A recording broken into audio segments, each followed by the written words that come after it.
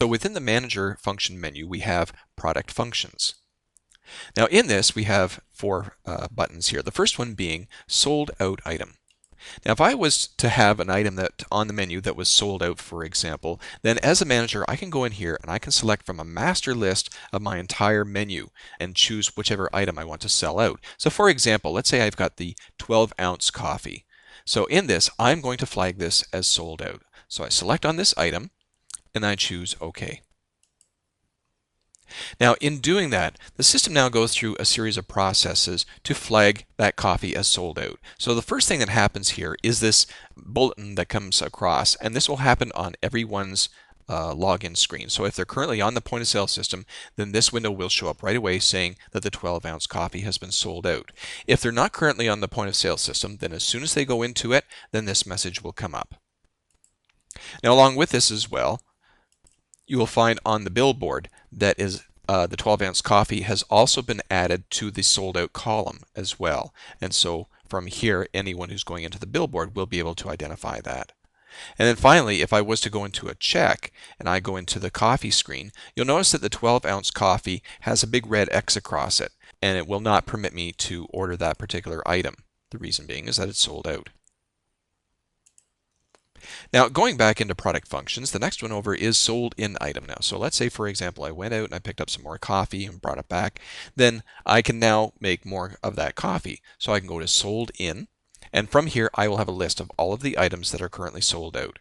Select on the desired item and OK. Now what happens now is an entire reversal of that previous process. And so now everyone is notified on the system that it's now back on the menu. The item is removed from the billboard sold out section, and were I to go into a check, the coffee is now available for ordering again. The next item I have here is set countdown on item. Now let's say, for example, I have a limited quantity of something. Again, we'll just use the coffee as an example. I can select on this, come up with my master list. I will go to that 12-ounce coffee and select it.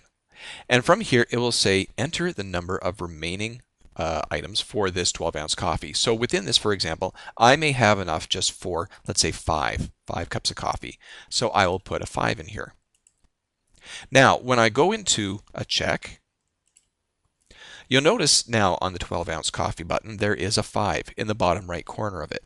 As I order a coffee, that number changes to a 4. So it's doing a countdown. It's removing one from that quantity. And as I continue to order them, then it will continue to count down. Now when it hits 0, the item is now automatically flagged as sold out. Everyone is shown the message that it is sold out. And from here, I'll just close off this check. And you'll notice as well, when I go into the billboard, it's now flagged as sold out again.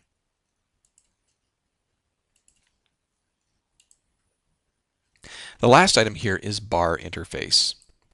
Now, this pertains primarily to liquor dispensing systems. A liquor dispensing system is basically something that ties into a bar so that it monitors and manages the allocation of alcohol that goes into drinks and so on.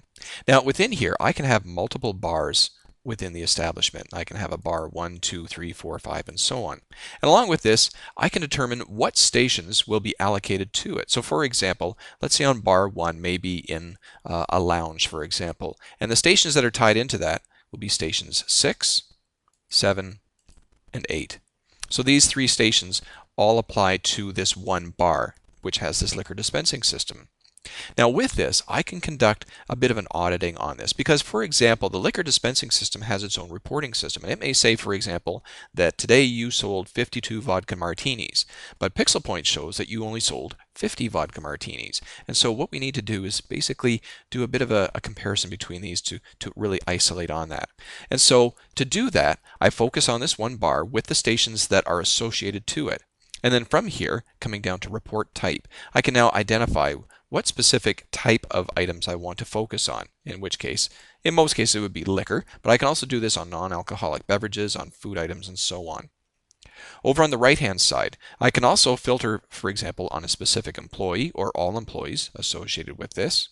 Also, I can use a period of either today, being the current day, or I can choose a date range. Now, with all this information in here, then at this point, I can now go into calculate values. Now, selecting on this,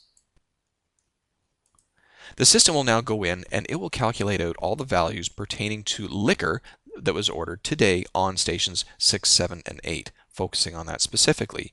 And then from there, I can go in and print a variance report, being a variance between the one system and the other. I can also print off an inventory usage report and a product usage report. The product usage report would show, for example, the vodka martinis.